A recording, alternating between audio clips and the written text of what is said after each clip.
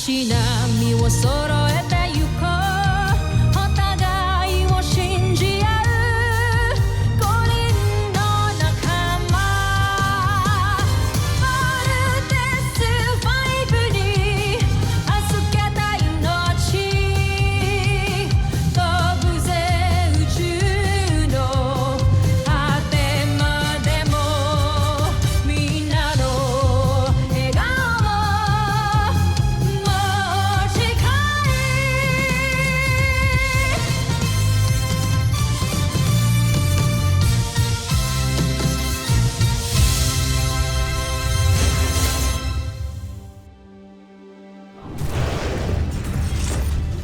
Nakaraan sa Voltes 5 Legacy.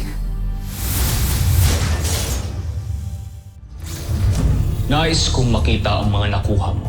Mapag-aaralan ko na kung paano mapapabaksak ang kampo ninyo, Voltes 5. Napag-aralan na namin ng husto ang Voltes 5. Kaya naman ay, nakadesenyo na rin kami ng Beast Fighter na tatalo sa kanya. Ito yan eh! Nagugutom tuloy ako! Let's vote! Doc, we have a problem. Hindi ko kami makapag-vault in. Napasuka! Huwag mo lang patagalin! Pasukahin mo na! Voltes team! Ikaw, John, tanggalin mo to, please. Ito lang kayo. Kulang akong babalik sa laban. Di mo ko pinakawalan, uupuan ko si Octo-1. Sige na nga! Hindi ako papayag na magsasacrifice kang mag-isa kasi mahal kita, Steve! This is Ultra Marcon, an auxiliary ultra-electromagnetic generator. Naayos na nila muli ang mga makina ni Voltes 5. Deploy Ultra Marcon now. Let's vote in! Ultra Marcon, fire! Nire-reverse ng Ultra Marco ng energy ng Beast Fighter. Kaya pwede rin natin yung gawin. Napasabog natin ang counter weapon niya. Let's vote in! Bakit na buong Voltes 5? Hindi ko alam kung bakit! Labanan mo si Voltes 5. Masusunod! Laser Sword!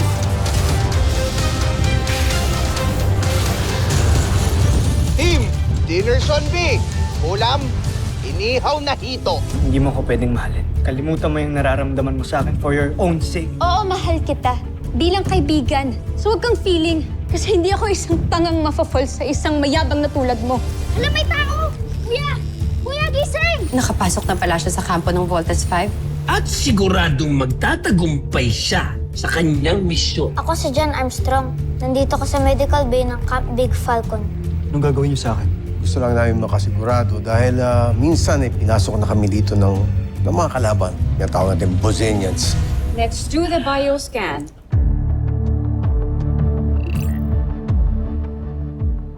Alam mong napakadelikado ng misyon niya. Bakit hinayaan mo siya lamang mag-isa? Ganito yan, Elsa. Huwag kang mag-alala, General Sandra. Hanggat nakikita niyo yung pulang tuldok na yan, ibig sabihin, ligtas ang ating prinsipe. At hindi nila malalaman ang kanyang sikreto dahil suot pa niya ang pulseras. Pulseras? Anong pulseras ang sinasabi mo, General? Ganito yan. Makinig kayo. Para tuluyan nilang hindi mabisto ang prinsipe, kailangan niyang mag-iba ng anyo. At para mangyari yon, kailangan kong kumuha ng dugo ng mga taga-Terra Air 2 at alamin ang komposisyon ng katawan ng tao. At gamit ang teknolohiyang ginagamit natin sa paggawa ng Beast Fighters, suot ni Prinsipe ang isang pulseras na nagbabago ng kanyang anyo.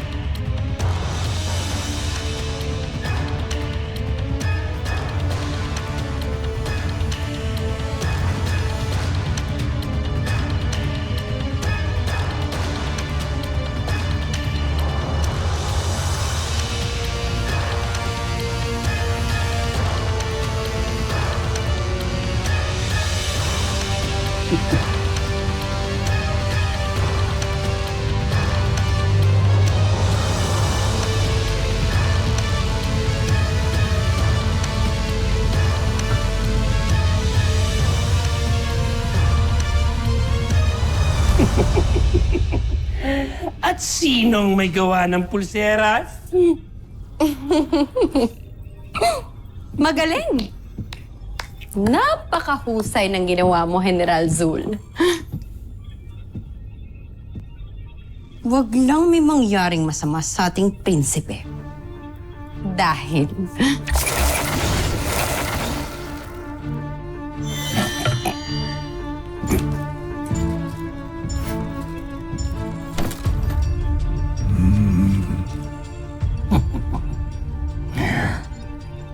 Ramdam na ramdam kong pagmamahal niyo sa akin. Magaling.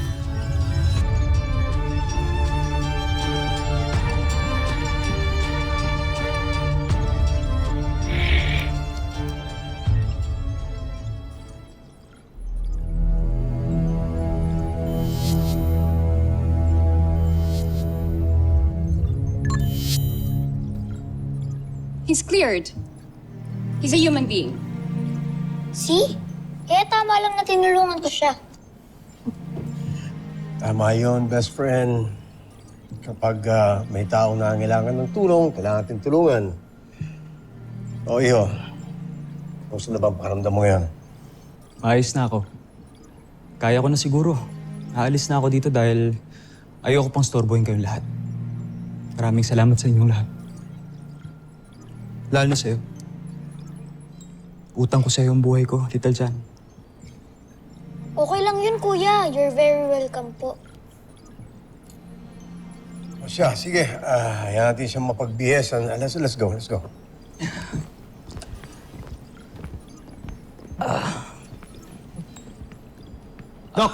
Doc! Relax your head. Let me check.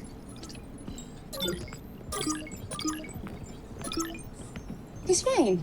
He's just probably tired from his ordeal. Siguro maayos kalagayan mo, Manuel. Siguro, magpahinga ka muna dito bago ka umalis. Dr. Smith, okay lang ho ba yun? Bakit dito pa? Pwede naman siyang ihatid sa ibang ospital sa mainland Eh, ospital lang din naman to Tama si Little John, Mark. Di naman siya kalaban eh.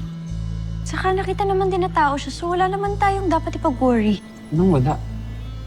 Alalahanin mo nga, Jamie. Tao rin ang nagtangka sa'yo dati. Di ako masamang tao. Kung di lang ako nanghihina, alis na talaga ako dito. Wala. You stay. At least manang overnight. Siguro by tomorrow, you'll feel much better. Pero meron kang dapat sundin na protocol. Importante. Hanggang nandito ka sa medical bay, hindi ka pwedeng umalis ng kwarto mo. Is that understood? Maraming salamat. Sige. Let's go. Higa ka muna dyan. Magpahinga ka. Palakas. Rest well, Kuya Manuel.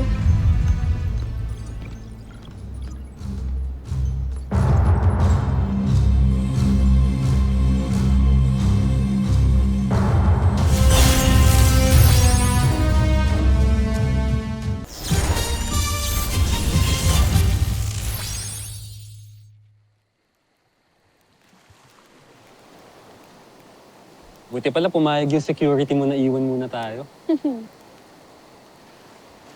Manatin to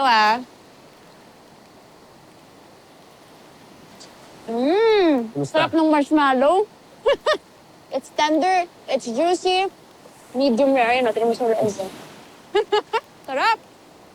Buti nga ngayon, ready to eat na eh. You know, back where I come from, everything needs to be prepared pa. Kasi kapag lumaki ka na mag-isa, kailangan mong matutunan lahat. Hanggang sa pag-prepare nung... Di bala na. Hindi mo rin naman maiintindihan sinasabi ko. Bakit naman? Look, pinanganak ka na nasa iyo na lahat ng kailangan mo. And I also know that you're an oldie child. You might think na it's the same, but it's really not. Alam mo, kaya parehas lang naman din tayo mag-isa lumaki. Yeah, oo. I may have had everything I needed growing up, pero sa magulang, lagi naman din silang wala eh. Lalo na si Daddy. So, in a way, parehas lang din tayo mag-isa lumaki. Kawawa ka naman pala, no? Kasama mo lang sa bahay mo, yaya mo. Yung iba mo pang maids.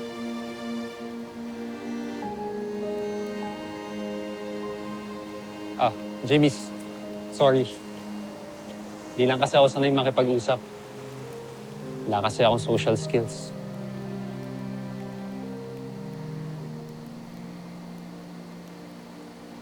Pasensya na.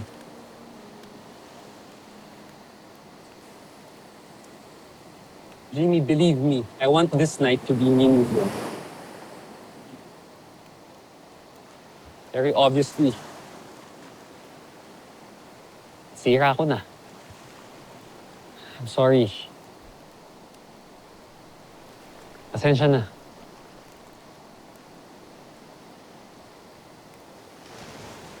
You want this night to be meaningful. Mark, ano ba to? Ano bang ginagawa natin? Bakit ginagawa mo para sa akin to? Hindi naman pwede na palagi mo na lang ako iniiwasan pagdating sa ganito. Kailangan natin i-define kung bakit, what this is. We have to define what this is. Hindi naman pwede na palagi na lang ako nang kukula, palagi na lang ako nalilito. Ano ba, Mark? May gusto ka ba sa akin? Hindi pa ba obvious, Jamie? Hindi pa ba obvious na gusto kita? Pero wala naman ako ine-expect na sagot, okay? Gusto ko lang makita mo, gusto ko lang malaman mo kung ano yung totoong ako. Na hindi ako masamang tao. Alam ko naman na mabuti kong tao eh. I know that you have a good heart. I know that you're a good person. I know that you're a good friend. Pero, for now, that's all I can give. But I'm your friend.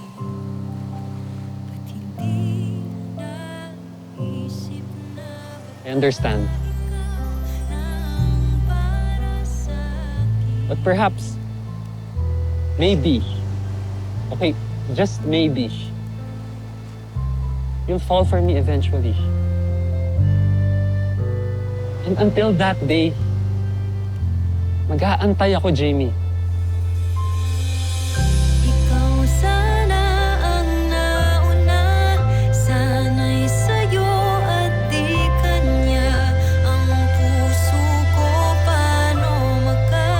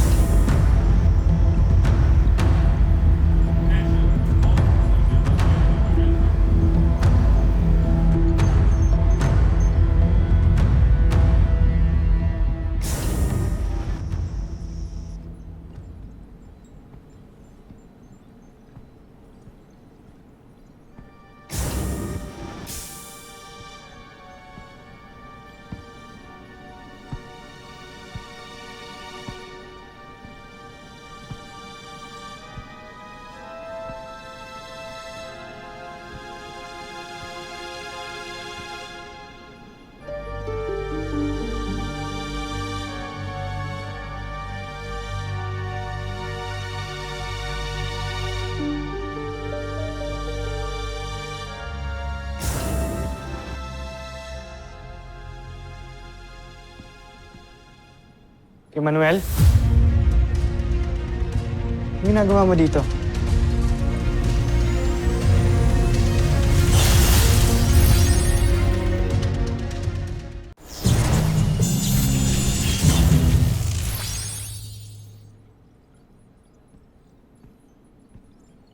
ginagawa mo dito? Di ba sinabi ni Dr. Smith bawal ka pang lumabas ng medical bay? Pasensya na. Hinahanap ko kasi kayo eh. Okay na ako. Gusto ko na sana umuwi. Manuel, wala pa tayong clearance from Dr. Alonso. Baka kailangan pa magpahinga. Di bale, bukas, kapag okay ka na, kami pa mismo maghahatid sa'yo. Sige na, pahinga ka muna sa medical Sandali, bay. Steve. Ganda ng mga larawan ninyo. Bakit nandito to mga to? Ay, hindi. Dating office to ni Mama. Kaso wala nang gumagamit.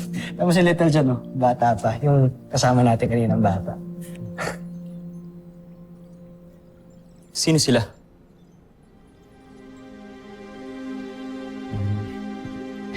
Mga magulang namin. Ito yung mama ko, Dr. Marian Armstrong. Papa namin, Dr. Ned Armstrong. Wala na si mama, na-aksidente siya nung... Eh, ang papa nyo?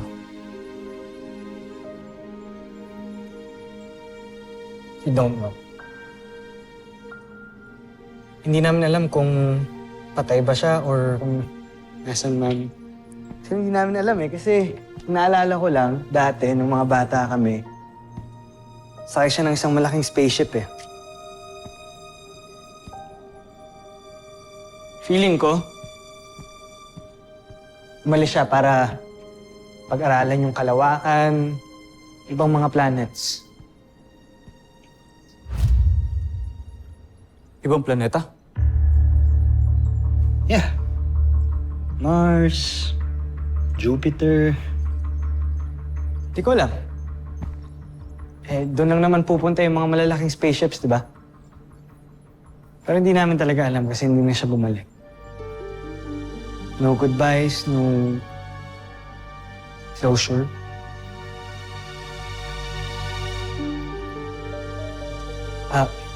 Tara. Balik tayo sa medical bay. Yung picture, balik mo lang doon kay Manuel. Bakit tila nakita ko na siya?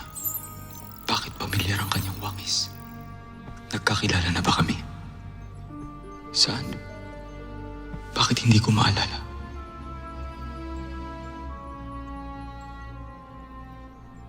Kay Manuel. Let's go.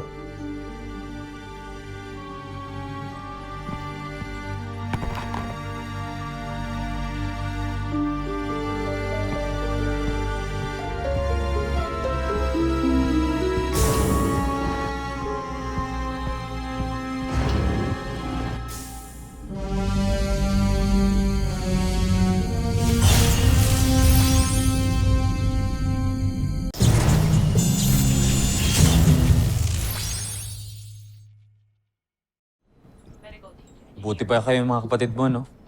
Kahit pa paano, nakasama ninyo inyong mga magulang. Di kagaya ko. Ulila ka rin, no? Kagaya ng isa kong kaibigan dito. Lumaki ako sa akin, Chewie. Siya lang ang tanging nagmamalasakit sa akin. Iniwan ako ng aking ama. Buti na lamang at patay na siya. Kaya ng aking ina. Galit ka ba sa tatay mo? Walang rason para hindi magalit sa kanya. Ngunit pasensya na. Ayoko na muna magkwento sa'yo. Okay lang yun. May... kanya-kanya naman tayong storya ng buhay kaya naiintindihan kita. Halika na. Steve, sandali. Ano to? Isa yan sa mga gym namin. Gusto mo silipin? Papawis tayo, kahit saglit lang. Ay, ibig mo sabihin? Pawis, pwede tayong makipag-sparring.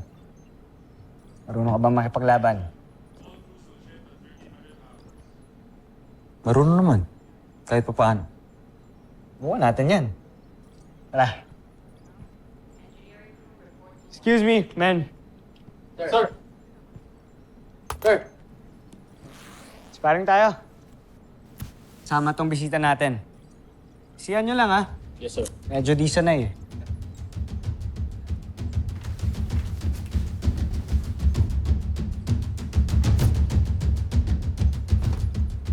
Ready, Kuya Manuel? Sige.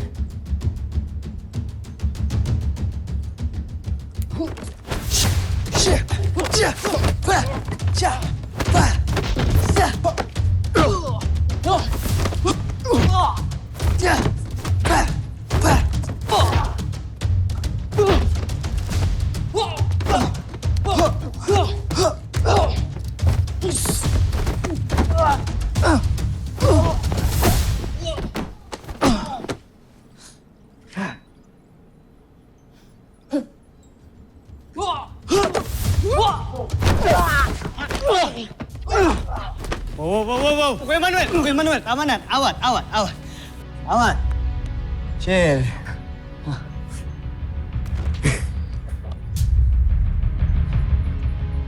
Sabi mo, hindi ka marunong. Alas kawawain mo na yung kasparing mo, eh. Niloko mo ata ako, eh. Magaling ka din naman, eh.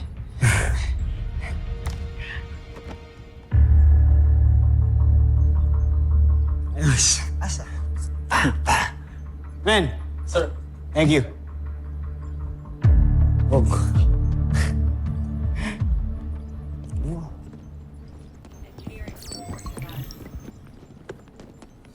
Go ahead and continue that.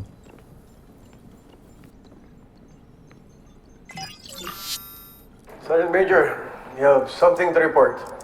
Dr. Smith, nakita ito ng tao ko a while ago. SO, ipakita mo yung video.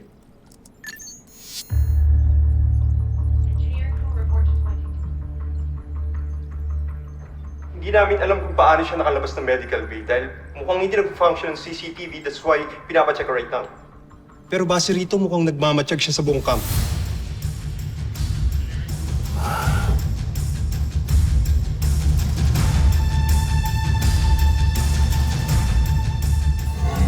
Susunod sa Voltas 5 Legacy. Bakit kasama niyo si Manuel? Pagdayan niyan, ayokong iikot-ikot yan sa camp. You're starting tomorrow morning. Kailangan ka nang umalis. Ikinagagala kitang makausap. Mahal ko. Mahal kong prinsipe. Kamusta ang iyong plano? Tagumpay ang aking plano, Sandra. Subalit, nagulat ako. Mababait pala sila. Huwag niyo sabihin, nagbabago ng tingin niyo sa kanila. Buti nandito kayo. Sakto, may good news ako. Umami na ako kay Jamie. Still looking for clues kung tao ba talaga o hindi yung bisita natin, Dr. Smith. I don't know. There is something about him that is not right. Honestly, ako rin po, Dr. Smith. Voltas 5.